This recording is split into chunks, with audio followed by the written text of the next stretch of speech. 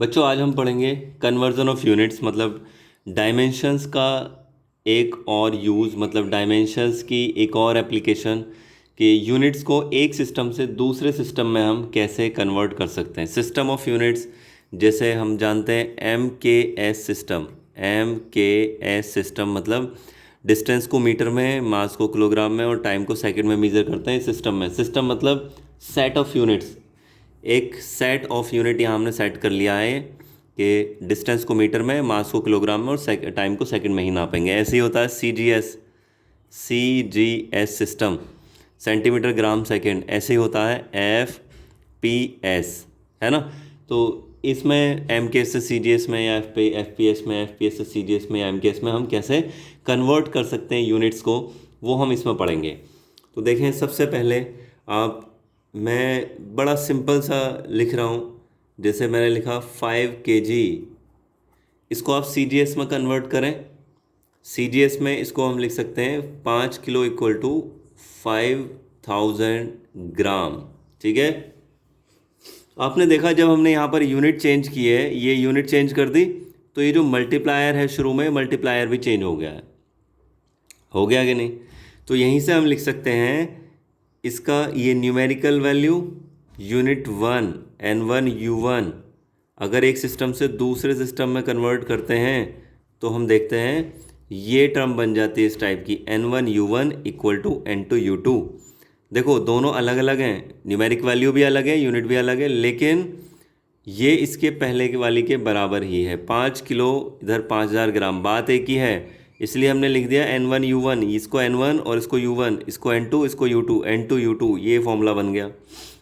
अब ये जो यूनिट है इसके प्लेस पर आप यहाँ अगर डायमेंशंस लिख दें तो आगे हम इजीली कैलकुलेशन कर सकते हैं। देखो कैसे कर रहे हैं हम।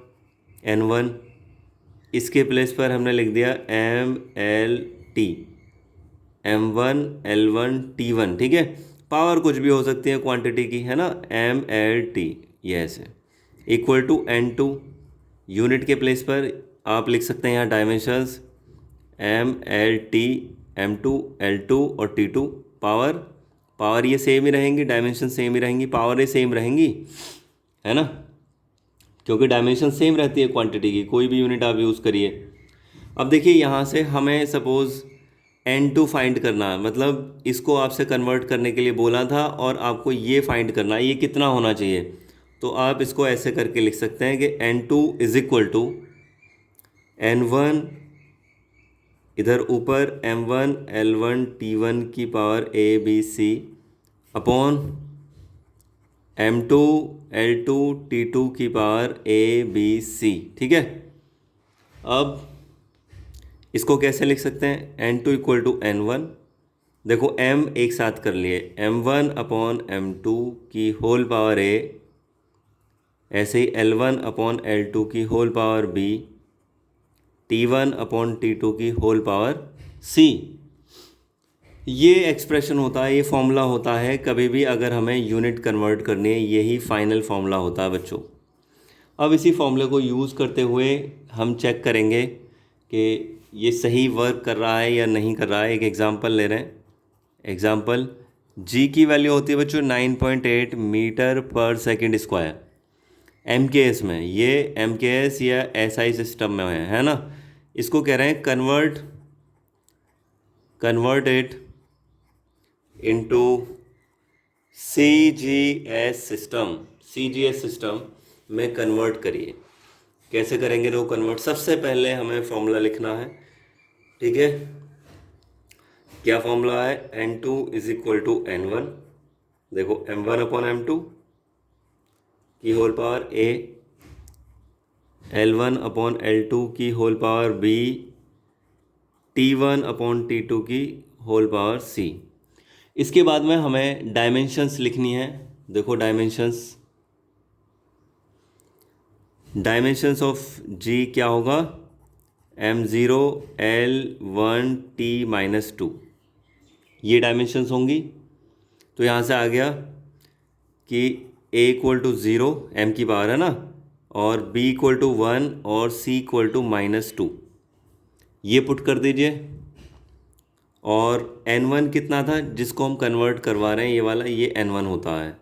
तो N1 इज इक्वल टू है 9.8, first numeric value, first system में न्यूमेरिक वैल्यू। तो अब हम लिखेंगे बच्चों N2 इक्वल टू N1 मतलब 9.8, N1 9.8 हो गया, M1 अपॉन M2। अब ये जो M1 M2 हैं इनके प्लेस पर आप इनकी यूनिट्स लिख लीजिए और पावर्स पुट कर दीजिए। देखो पहला वाला MK सिस्टम है, पहले वाला MK सिस्टम मतलब M1 मास था किलोग्राम में होता है और यहाँ होगा 1000 ग्राम, लेकिन इसकी होल पावर 0 है, ये रही, है ना। L1 लेंथ को SI सिस्टम में किस में नापते हैं, मीटर में नापते हैं। CGS में किस में नापते हैं, CGS में नापते हैं भाई, ऊपर तो किलोग्राम नीचे ग्राम, ऐसे, ये मीटर और नीचे लिख लेंगे हम सेंटीमीटर, मीटर और सेंटीमीटर की होल पावर 1। और टाइम तो हम सेकंड में ही नापते हैं, टाइम को हमने सेकंड में ही नापा और पावर कितनी, -2। अब ज़रा कन्वर्ज़न अप्लाई करिए, पहले हमने यूनिट्स लिख दी, अब कन्वर्ज़न अप्लाई करिए।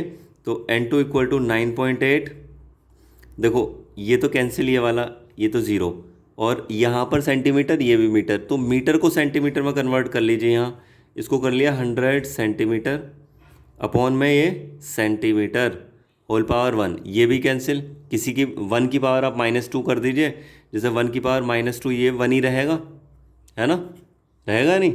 और ऐसी किसी की पावर आप 0 कर दीजिए, जैसे x की पावर 0, इसकी वैल्यू 1 हो जाती है, तो इसको भी छोड़ दिया हमने, ये वाला बचा केवल।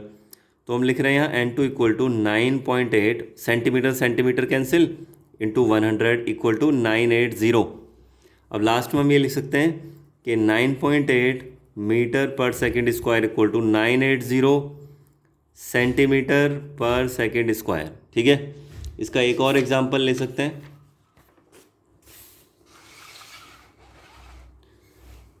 न्यूटन से डाइन में कन्वर्ट करना है, convert 1 newton into dyne. Newton क्या है बच्चों, न्यूटन है SI यूनिट ऑफ फोर्स, और ये क्या है डाइन, ये है CGS यूनिट ऑफ फोर्स। अब देखिए न्यूटन किसके प्लेस पर यूज़ कर रहे हैं हम, न्यूटन यूज़ करते हैं हम किलोग्राम मीटर पर सेकेंड स्क्वायर के प्लेस पर यूज़ करते हैं, है ना। और डाइन किसके प्लेस पर यूज़ करते हैं, डाइन यूज़ करते हैं ग्राम सेंटीमीटर पर सेकेंड स्क्वायर के प्लेस पर। ठीक है, अब इसको हमें कन्वर्ट करना है, ये बेसिकली फोर्स की यूनिट्स हैं जिनको हम कन्वर्ट करने जा रहे हैं। तो हमें फोर्स की डायमेंशन पता हो, है ना, और आपसे पूछ रहे हैं बताइए कितने डाइन के इक्वल है। तो देखो यहाँ सिंप्लिसिटी के लिए ऐसे लिख रहे हैं 1 newton equal to how much dyne, ये पता लगाना, हाउ मच मतलब N2 कितना है। ठीक है, अब यहाँ फोर्स की डायमेंशन देख लीजिए क्या होती है, फोर्स की डायमेंशन होती है MLT -2। ठीक है, तो यहाँ पर M की पावर A है, L की पावर B है और T की पावर C है, ये ABC लिख लिए।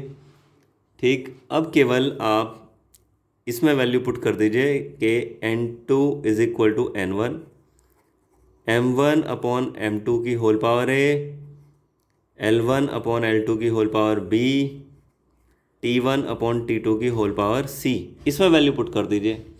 तो देखिए क्या आएगा, N2 is equal to N1 कितना था, देखो ये N1 है, 1 हो गया। ये ऊपर वाली जो है MKS यूनिट्स हैं, MKS में मास को किलोग्राम में नापेंगे, ये CGS है तो यहाँ इसको ग्राम में नापेंगे।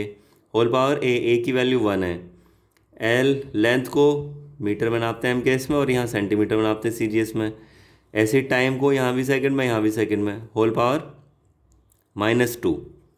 अब देखिए यहाँ तो 1 की पावर होल पावर -2 हो गई, तो ये तो 1 हो जाएगा ये ब्रैकेट। बाकी को कन्वर्ट कर लीजिए, N2 इक्वल टू किलोग्राम को कर दिया मैंने 1000 ग्राम अपॉन ये ग्राम, है ना।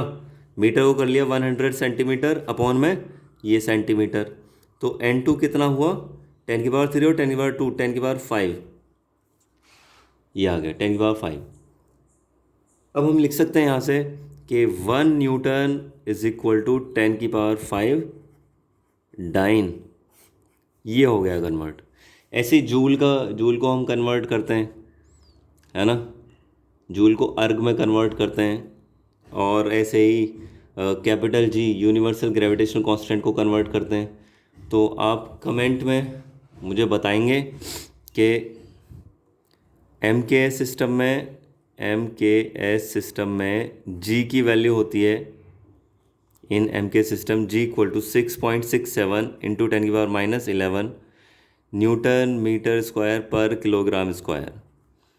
इसको सी जी एस में क्या लिखेंगे, इन सी जी एस ये वैल्यू क्या होगी। और दूसरा मुझे बताएंगे इन एम के एस सिस्टम